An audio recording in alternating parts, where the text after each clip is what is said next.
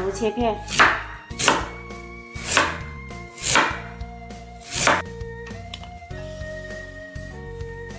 紫薯上锅蒸熟，蒸熟倒出，加适量的白糖，捣成泥，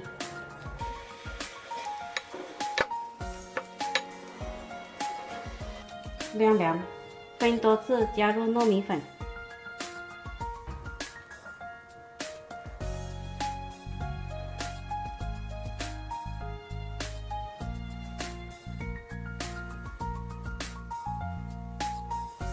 揉成光滑的面团，电饼铛一热放油，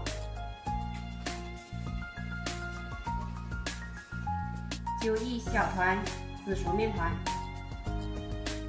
搓盐，压扁，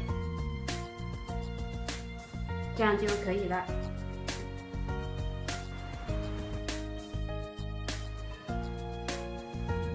表面刷一层油。撒点熟芝麻，压一压，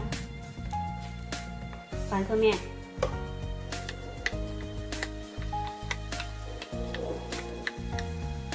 再撒点芝麻，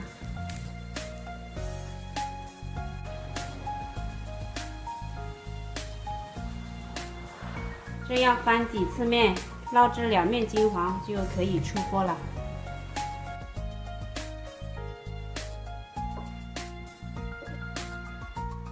做紫薯饼呢，简单快速，喜欢的朋友可以在家试一下。